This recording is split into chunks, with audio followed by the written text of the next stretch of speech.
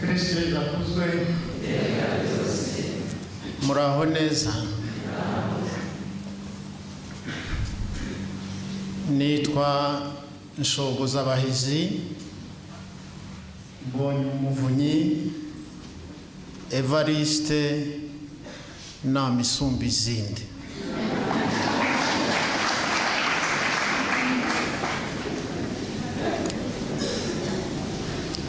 Ndi umukristu w'umugabo w'umunyarwanda.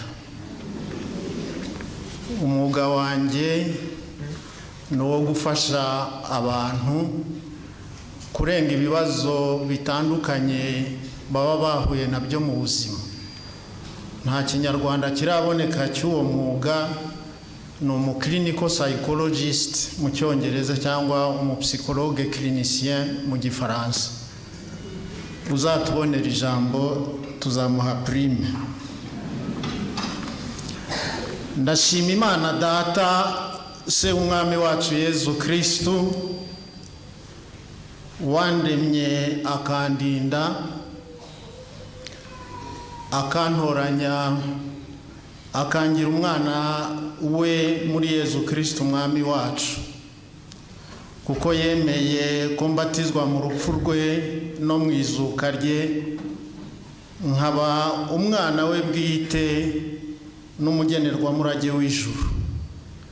Naharirwe ikuzo n'icyubahiro uko ibihe bihora bisimburana iteka. Amen. Alleluia. Amen. Ayo mashini baraye Imana ni make cyane pe.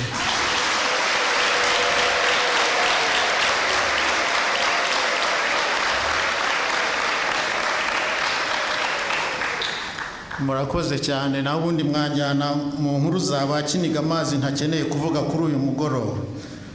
Ndanayishimira ko yantoreye gutagatifurizwa muri kominote ya Emmanuel, none kuri uyu mugoroba ikaba impaye ubu butumwa bwo gusangira namwe ibitangaza yatangiye kudukorera. Uyu munsi kuri iyi tariki ya 24 z'ukwezi kwa 4 muri uyu mwaka wa 2023 dutangiye isengesho ry'igisingizo cya Yeriko rizamara iminsi 7 yikurikiranya. Bivuze ko tuzarisoza ku cyumweru tariki ya 30 z'ukwa 4 muri uyu mwaka nyine.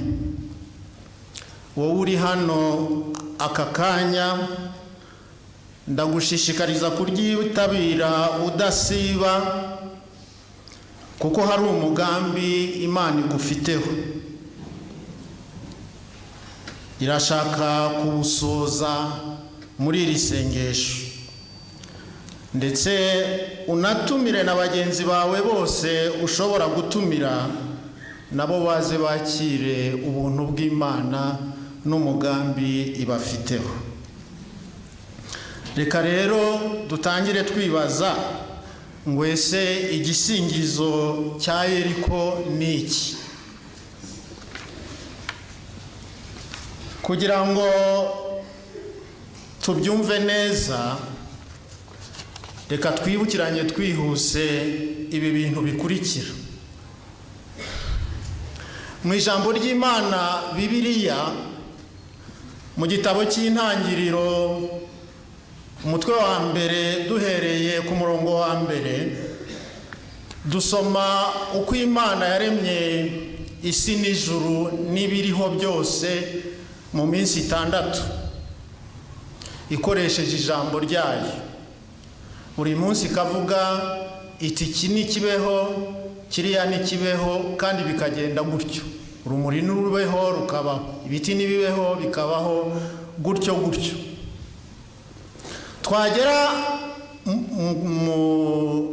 ku murongo wa 26 tuba tugeze ku munsi wa 6, tukabona noneho itandukaniro. Imana igiye kurema muntu ntabwo yavuze ngo umuntu nabeho ngo umuntu ahitabaho. ahubwo Imana mu butatu bwayo butagatifu yagiye inama iravuga ngo noneho tureme muntu mu ishusho ryacu mu misusire yacu. Ni itandukaniro. Naho mu ntangiriro mu mutwe wa 2 umurongo wa 7 tukabona uko Imana yabigenje. Tubona ko yabumbabumbye muntu mu ibumba rivuye mu gitaka. Uwo ni umubiri nk'uyu mfite nawe ufite. Yego nkuko yabumbabumba ishusho ya Bikira Mariya murayibona iri hano barimo imbere. Ni ibumba riraho umuntu yafashe umwanya araribumbabumba rimera kuriya. Buriya se wavuga ko ari umuntu? Yego ntabwo ari umuntu. Ahubwo none imaze kumubumbabumba nka kuriya, Imana ngo yagize ite yamuhomekeye mu mazuru umwuka w'ubuzima, noneho umuntu ajya yabaho. Haleluya. Kristo Yesu akuzwe. Bavandimwe, ndashaka kubabwira iki kintu ni ikintu gikomeye. Iyi mibiri yacu Imana yabumbabumbye, uko mubumbye nuko tubumbye bitandukanye. Ifite agaciro yego, ariko yaratangiye ifite igihe izarangirira. Bamwe n'ejo, abandi ejo bundi, abandi ni mu myaka ingahe simbizi, ariko nuko biteye. Naho uriya mwuka w'ubuzima Imana yahumetse muri muntu ukwiye kwitonderwa cyane, kuko urimo ibintu bibiri. Hari umubwo buzima nyine buza kubeshaho kiriya kibumbano butangira bukazarangira, hakabamo n'ikindi cyitwa ubugingo. Iyo gitangiye ntikirangira.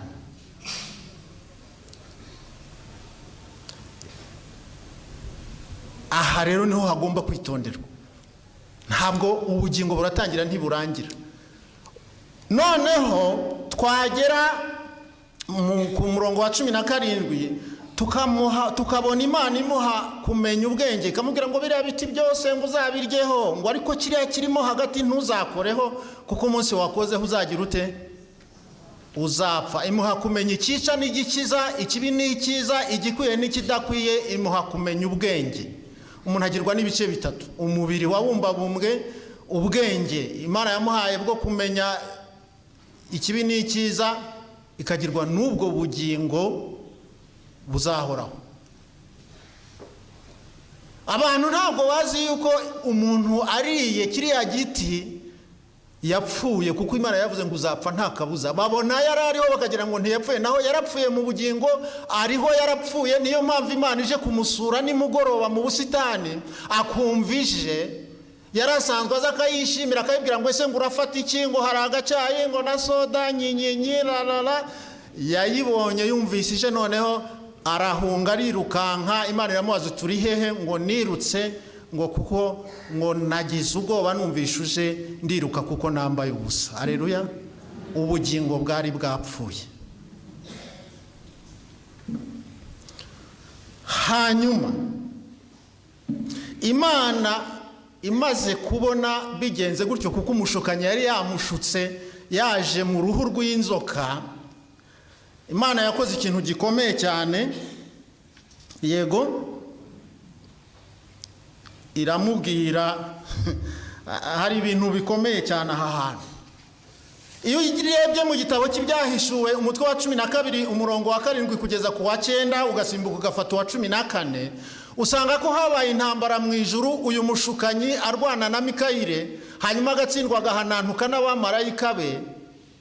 Nyamara ntabwo tubona iki Imana yakoze. Imana yaricecekeye, ariko akoze ku muntu gusa. Yahise ihaguruka, Imana irahaguruka, ihiti imukatira urumukwiye, iramubwira ngo ubwo ukoze ibyo bintu ubaye ruvumwa, uzahora ukururinda, uzahora ury'igitaka, kandi shyize inzigo hagati y'uyu mugore nawe, hagati y'urubyaro rwawe n'urubyaro rwe, ruzakujanjagura umutwe. Diru zose zishingiye aha hantu, kuko Imana imaze kuvuga ibi ngibi, nibwo noneho yahise ipanga umugambi wo kuzajya muri Uru y'Abakarideya, ikahamagara mu muryango wa Tera umugabo witwa Aburahamu, kamubwira ngo imuka mu nzu ya so mu gihugu cyawe ujye mu gihugu nzakwereka. Haleluya. Kristo Yesu akuzwe. Ibyo rero ni ikintu gikomeye Imana yakoze igamije kuzatugeza ku mwami wacu Yesu Kristo wadupfiriye ku musaraba. Murabizi mwese ko Aburahamu yabyaye Isaki, Isaki akabyara Yakobo, Yakobo akabyara abahungu 12 barimo Yosefu, ikaba ariyo miryango 12 ya Isiraheli. Iyo rero tuvuga ibingibi, tubona ko Aburahamu yemeye Imana akimuka mu rugo rwa se, Imana ikamubonamo ubutungane. Hanyuma Imana ibwira Aburahamu mu gitabo cy'Intangiriro umutwe wa 15 umurongo wa 6 kugera ku wa 7, iramubwira iti nduhoraho wagukuye muri Uru y'Abakarideya kugira ngo nzakugabire iki gihugu. Iki gihugu muhasurinye. Yego. Aburahamu aramubaza ati Nyagasani Imana, nzabibwirwa n'iki ko nzagitunga? Imana imusaba kuyizanira ibitambo, noneho Imana iza gutwika ibyo bitambo. Ku murongo wa 15 kugeza ku wa 18 tugasoma ngo uwo munsi Uhoraho Imana agirana amasezerano na Aburahamu muri aya magambo ati, iki gihugu ngihaye urubyaro rwawe kuva ku ruzi rwa Misiri kugeza ku ruzi rwa Efurati. Muracyumva icyo gihugu? Ni igihugu cy'Abakeniti, Abakenisi, Abakadimoni, Abaheti, Abaperezi, Abarefayimu, Abagirigashi, ibyo bihugu byose Imana yarabitanze ibiha Aburahamu.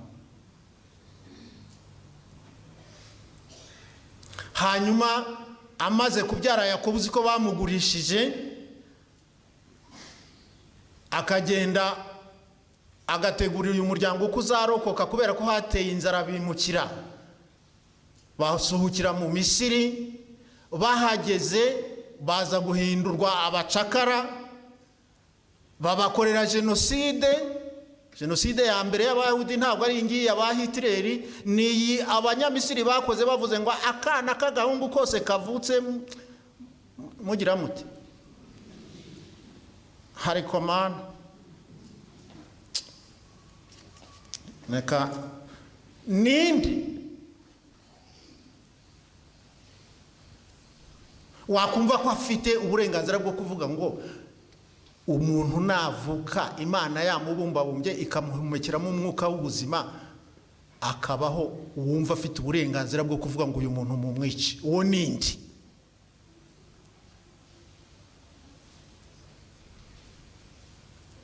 Ngo kuko se uremye mu mabuye oya. Ngizizo jenoside ukuntu zatangiye, tugira amahirwe Musa arokoka iyi jenoside kubw'ingabire y'Imana, atumwa gukura uyu muryango mu bucakara, awambutsa inyanja itukura, awujyana mu butayu. Yego, agira intege nkeya nk'izo wagira nanjye nagira. Imana imubwiye iti fata inkoni yawe ugende ukubite ruriya rutare ruvemo amazi, imbaga yanjye inywe ishire inyota. Ageze imbere y'urutara rurebye ukuntu rungana, avuga ati uru ruginga rwavamo amazi. Agira ukwemerera dondanga aho yakubise ngo ahamye Imana ati mu izina ry'Imana yampamagaye wowe rutaritanga amazi. Aradondanga, Imana iti ndahiye ubuzima bwanjye ntabwo uzageza uyu muryango mu gihugu cya Kanahani. Musa apfa bageze ku muryango wa Kanahani, bageze hafi ya Yorodani.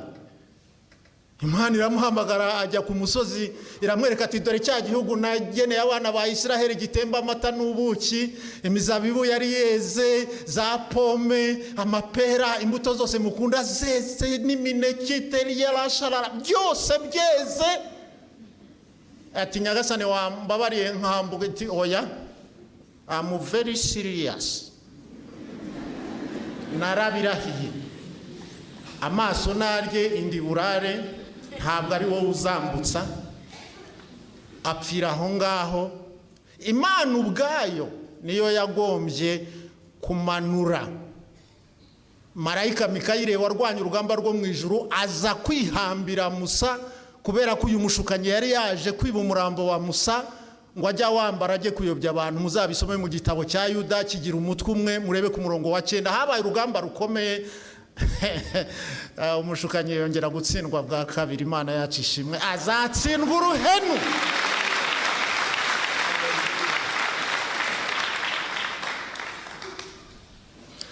Hanyuma ihamagara Yozuwe iramubwira iti umugaragu wanjye Musa mutabonye agarutse yarapfuye, none rero ni wowe ugiye kwambutsa uyu muryango mukagenda mugafata cya gihugu cya ya masezerano, abahevuzi, abagirigashi, maca zose muzazitsinda, mufate iki gihugu nkuko nakibahaye nkagisezeranya Aburahamu, Isaki na Yakobo. Yozuwe ati karabaye, wowe wasimbura Musa. Imana yamubwira iti reka nkwereke, nzaba ndi kumwe nawe. Abantu benshi ntago babizi. Imana yakoze igitangaza hamwe na Yozuwe nk'icyo yakoze hamwe na Musa, kuko amanutse akamanura ubushyinguro bw'Uhoraho bugakandagira muri Yorodani. Yorodani yahise icikamo kabiri, amazi amwe hano andi amazi hano, Abayisiraheli bambuka ku butaka humutse. Imana yacu ishimwe. Iti nzaguhamya nk'uko nahamije umugaragu wanjye Musa. Bambutse rero, ubundi bakiri hakuno, Yozuwe akimara gufata ubuyobozi yarwanye n'abami b'Abahemori barimo uwitwa Sihoni n'uwitwa Mogogi, arabanesha arabatsinda, afata igihugu. Imana yamubwira ngo ambuka. Noneho yambutse, noneho yagombaga guhita ajya gufata igihugu cya Yeriko, kiri mu mujyi wa Yeriko. Karabaye. Noneho yohereza intasi ebyiri, ariko Mana shamva tuzakuvuga. Yohereza intasi ebyiri ziragenda zijya mu mujyi wa Yeriko. Zihageze zihasanga umudamu w'indaya witwa Rahabu. Zijyayo ziratata, arazihishasha. Zije gutata igihugu cye vrema. Ndasabira umugisha wose urambuye Abanyarwanda bagize ubutwari bwo guhisha abandi muri jenoside yakorewe Abatutsi muri 1994. Ntabwo byari byoroshye.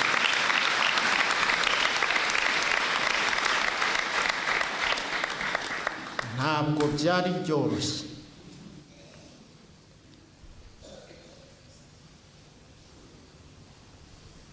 Hari n'abapfanye nabo.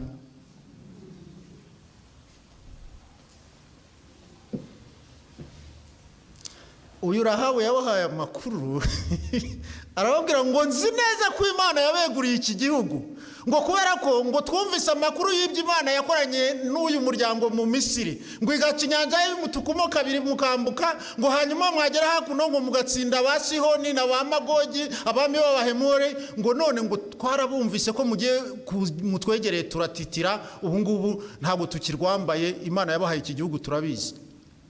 Izo ntasi zihageze byaraye bigeze ibwami. Umwami yohereza Rahabu atizana abo bantu.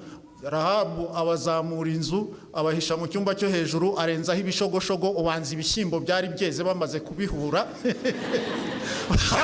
Bahageze arabwira ati abo bantu bageze hano kuko baje kugura ibintu, ati hanyuma bagura vuba ubundi baragenda. Uraseka numse kuzambyara kereka niba udatwite.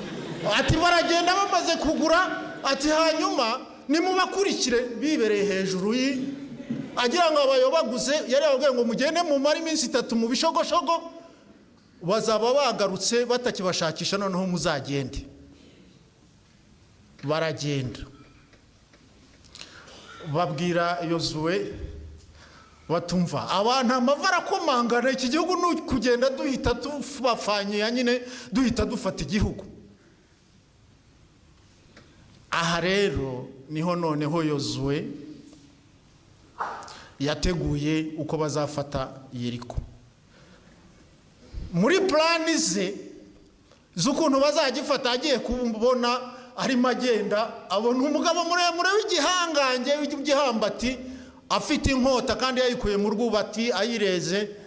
Aramusanga, aramwegera, aramubaza ati uri uwo mu bacu cyangwa uri uwo mu bo turwana?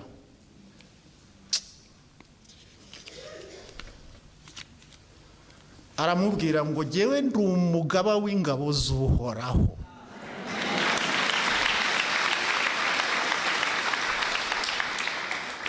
Ngo nohereje gutanga amabwiriza y'uru rugamba.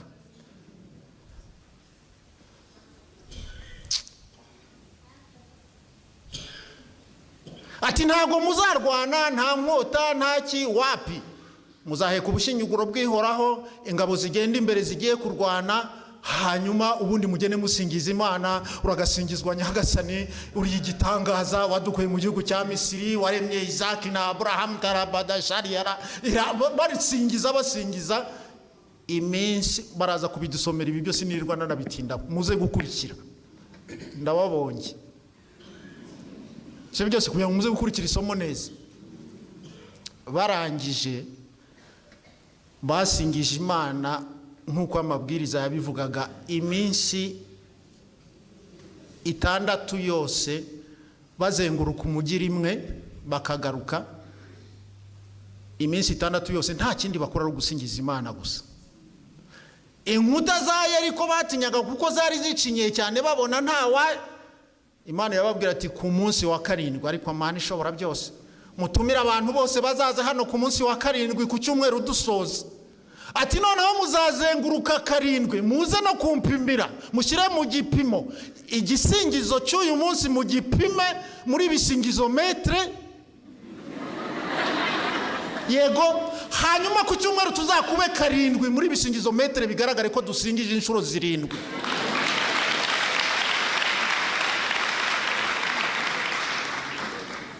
Ku munsi wa 7 barazengurutse inshuro 7.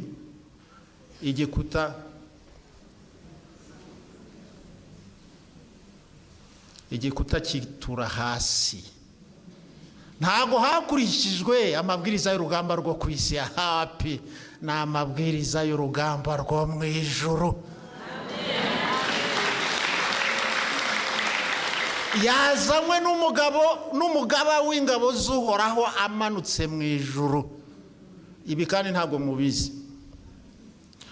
Ubu wabafungura amaso nako wadufungura amaso da, ibi birego byo ndabigira, ariko nubundi nakazi kabyo, kuko nubundi mpagaza hamwebwe mwicaye.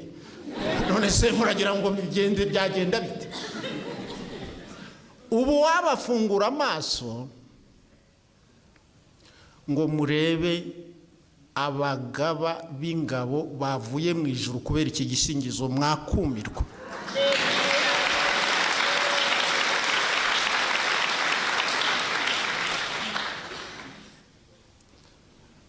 Hari umwami muri aba baginga b'abami wateye Israheli, noneho yajya ahagiye kunyura umuntu w'Imana Elisha akabwira umwami wa Israheli ngo warize kugutera kuri isaha banyura aha hantu ngo hashyira abantu bagira uko babigenza, ari ibyo tutavugira hano kuri altari. Noneho bahajya nyine bakasanga ingabo zabiteguye zikaba bafanye ya bya bindi nyine. Hanyuma ku nshuro nk'iya kangahe akoranya ingabo arababwira ati mwabashenerali mwe ko dukora inama ya komandoma ngo dutere ninde utuvamo akajya kubwira umwami wa Israel aho turi bunyure. Barambwira bati nyagasani nta numwe wabikora, atahubwo umuntu w'Imana uba kuri Samariya niwe ubwira umwami wa Israel n'ibyo uvugira mu cyumba cyawe. Mwohereze ingabo zimufate, batari he, atari ku musozi wa Dotani.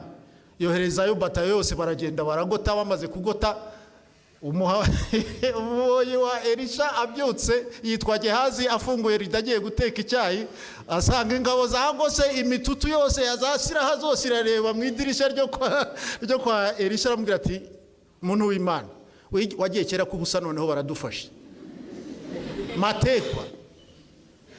Elisha aramubwira ati byihorere, ingabo ziri kumwe natwe zararusha izabo bwinshi. Noneho Gehazi kubera ko atazibonaga aravuga ati noneho yacanganyukiye, barazirebye agira ubwoba ati karabaye. Ese noneho uracanganyuye? Undi ati arasenga abwira Imana ati nyagasani muhumura amaso arebe. Imana imukora ku maso arahumuka, abona amashari y'umuriro n'amafarasi y'umuriro abakikije arushije inshuro zirenze izo wakwibaza babandi. Ashimira Imana. Ubu natwe wadukora ku maso ngo murebe ingabo z'ijuru zirahanga. Kristo yeza kuzo. Iki gisingizo cya Yeriko, reka twibaze ngo iki gisingizo cyageze gute hano kuri community ya Emmanuel? Turihuta tugiye gusoza, sibyo se?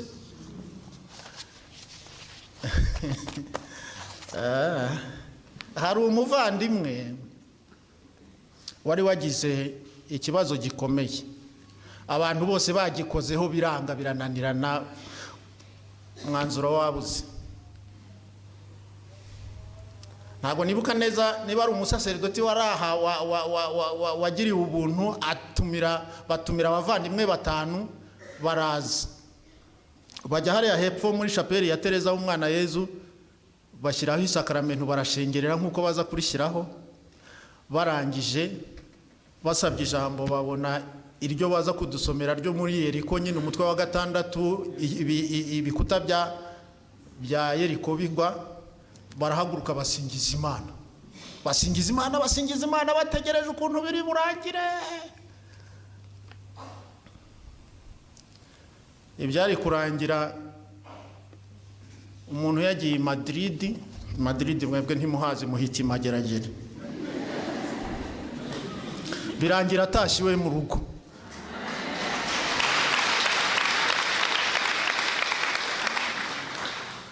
Kubera iki?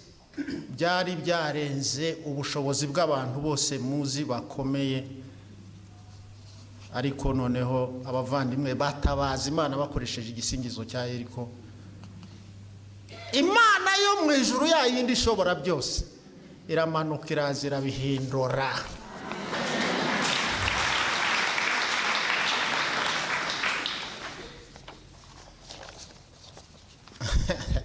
Uko mwicaye aha ubu ntabwo mufite ibintu byabananiye mwebwe ubwanyu, mwatabaje bene wanyu na bamwe bakomeye birabananira. Nabyo mufite genda bifite byinshi cyane, mwaje tukabihereza Imana kwishobora byose, ko yamanuye n'abagaba b'ingabo zo mu ijuru mu bisingiza ibyo bintu tukabizamura. Ubwo si mbakoreye diru.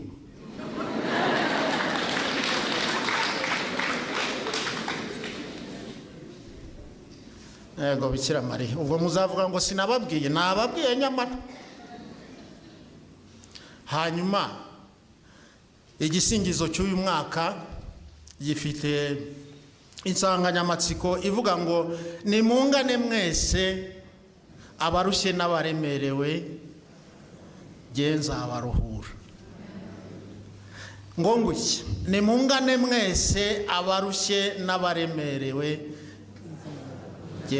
Ntabwo nshaka kuvuga kuri iri jambo kuko niryo rizatuyobora, ariko nimumba barengera akantu mvuga gusa ko warivuze kuko nubundi niho ruzingiye.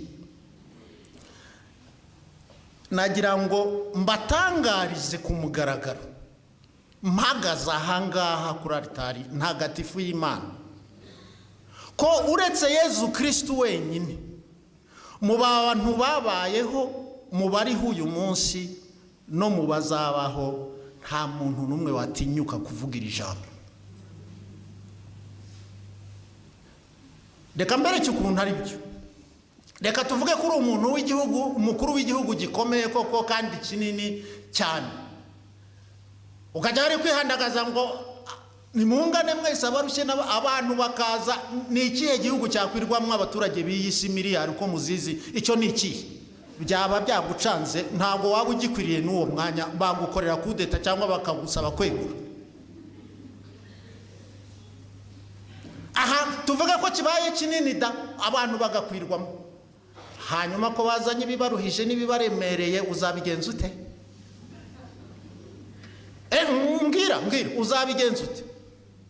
Kandi nawe ufite ibyawe bikuruhije bikuremereye, none ugiye kwigabiza n'iby'abandi. Ibyo nta muntu wabivuga keretse umwami wacu nyagasani Yesu Kristo wenyine niwe ushobora kuvuga ibyo bintu, akabivuga kandi akabikora bigakoreka. Imana yacu ishimwe cyane.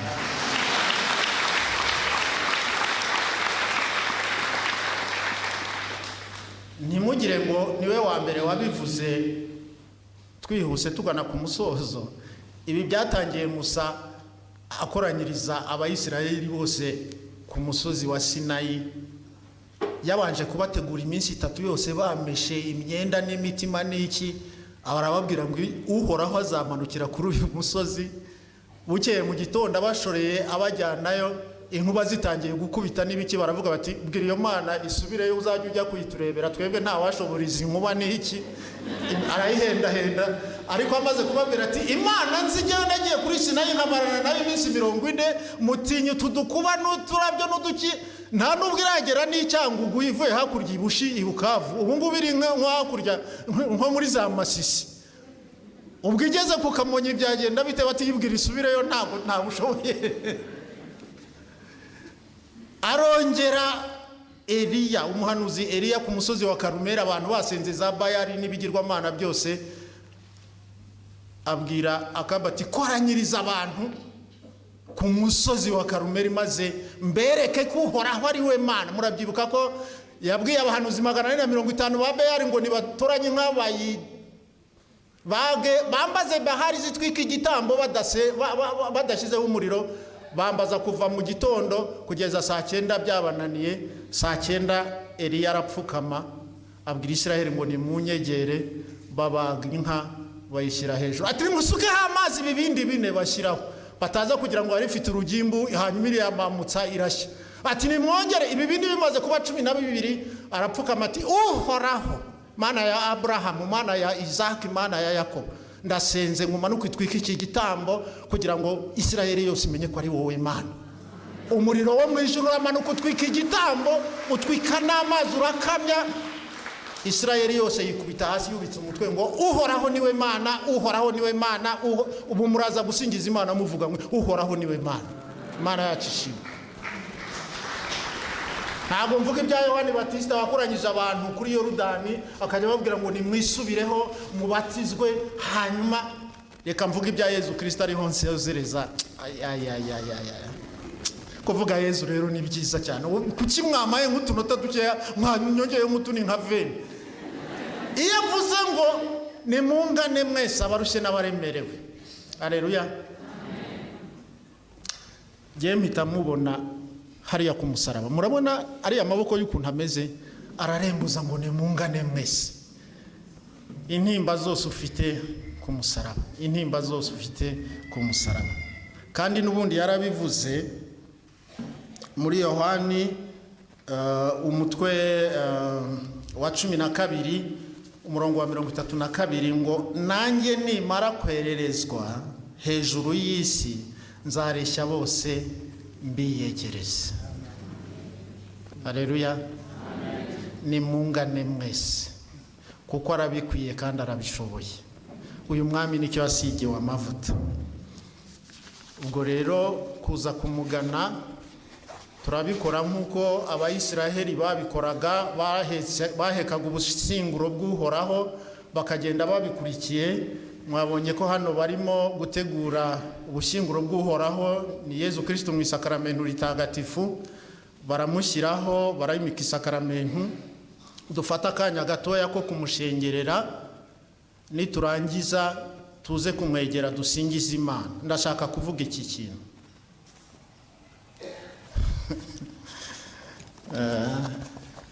maze mbabwire abantu mushinzwe security ntihagire ufunga iyo miryango kugira ngo igihe cyo gutaha nikigera ushaka gutaha atazagira uvuga ngo bamufungiranye ahanga. Ubundi nicyo kibujijwe, ariko abandi dusingiza Imana dutuje turi ubundi muva hamujya he kujya kugura izangaye. Dusingiza Imana nidushaka. Ikintu ushaka kubabwira isengesho ry'Imana ryo gusingiza Imana dore uko rikorwa. Baduterera indirimbo waze kuzishaka nziza za Pasika tuziririmbe twitonze. Iyi ndirimbo ibisingizo birangiye tuzamura ibisingizo tuvuga ngo Nyagasani uri mwiza. Kuvuga rero bitangindukanye no kujujura wumva abantu bavuga ngo reka Nyagasani uri mwiza, uri Imana, wambukije umuryango wa Isiraheli, wamenye inkuta za Yeriko, ushobora kumena inkuta. Ubwo uratangira rero mugenzi wawe kuri ruhande umwihorere yivugira ibikuta bye, nawe uvuga ibyawe nanjye mvuga ibyanjye, tubizamure. Imana aho ibera Imana nuko ibasha kutwumva twese kandi tuvugira icyayi. Ederi y'abashaka